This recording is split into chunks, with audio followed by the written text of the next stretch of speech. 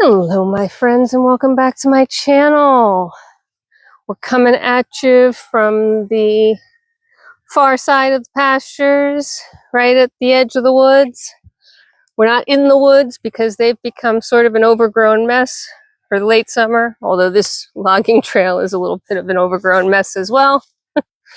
All done on purpose, of course. We want to make sure that everybody gets all the wildlife and everybody gets their full advantage of leaving things as natural as possible. So everything has grown up, become green. I'm taking it back here because just this past weekend, we finished up our hatching season.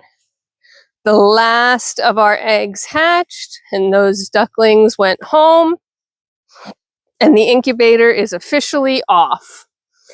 And you're wondering why when it's only the beginning of August. And the answer is because anything I put in the incubator now wouldn't hatch until the end of August, early September. It would need to be, the birds would need to be inside for another 3 to 6 weeks, depending on the species, which puts you into, October, November timeframe, again, depending on the species. So just not an ideal time to have baby birds, at least here in the Northeast. So I do cut it off a bit early. There are lots of people that are still hatching like crazy, especially those in warmer climates.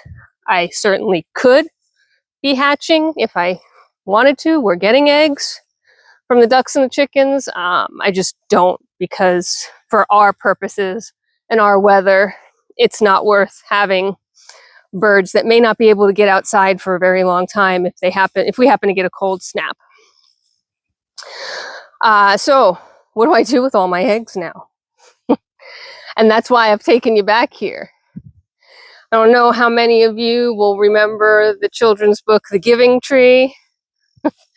Well, we have our version of it here, where I will take my excess eggs.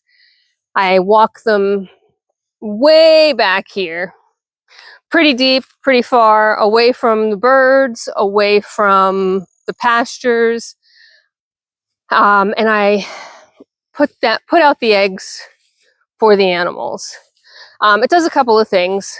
Some of the younger animals who may not be thriving because they're still learning how to hunt, they're still learning how to forage for food, and they may not be as successful, but of course they've been kicked out by mom and dad, can benefit from it.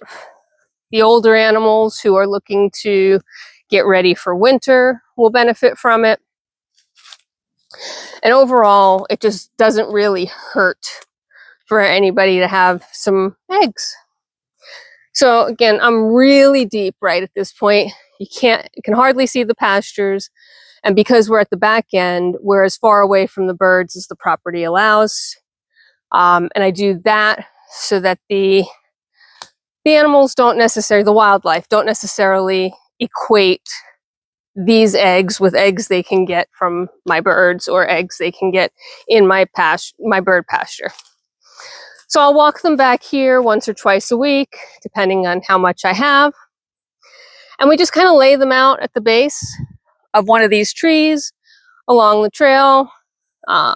Sometimes I just dump them in a big pile.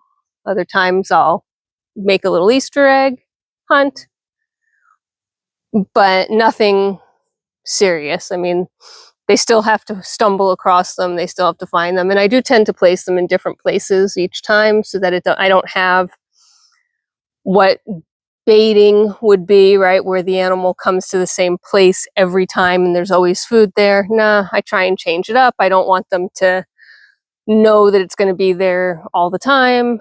And so that's why we don't do it every day. We don't do it more than twice a week. We don't do it year round. So really just from like now till maybe mid-September. And so, it's not a lot. It's not going to feed them for a year or anything significant. It's going to give a few of them a boost for the coming winter.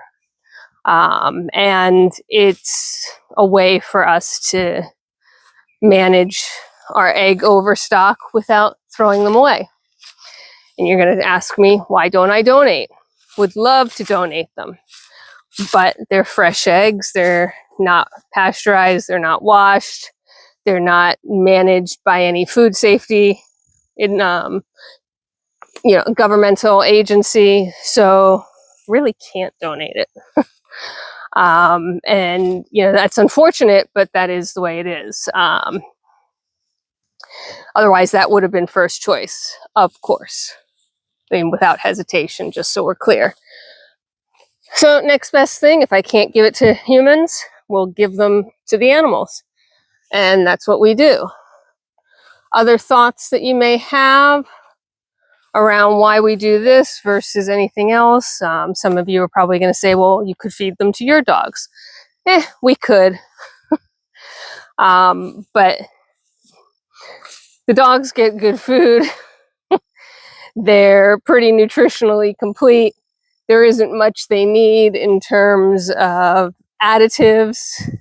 And it would just be more of a treat than anything. And to me, that doesn't serve a purpose.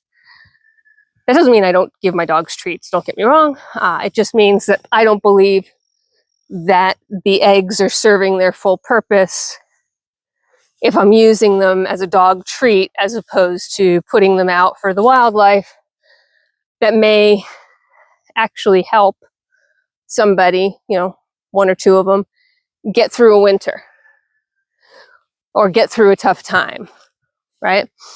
So we do that. And that's why, we keep this trail open. We keep the barrier and the separation. And ultimately, again, kind of the goal is to maintain a habitat that's friendly for all of our wild friends, and at the same time, protect our animals. And that is what we do. So there you go. It's sort of a semi-walk in the woods. Again, not out there in the deep woods because I don't know that I could find the trail anymore. And we'll have to do some cleanup this fall, but for now, it is nature, natural, and it belongs not to me at the moment.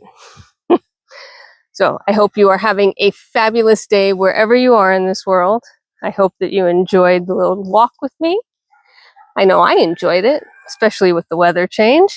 And I do hope that you take care of yourselves, take care of each other, be kind, and thank you for being a part of my community. Bye for now.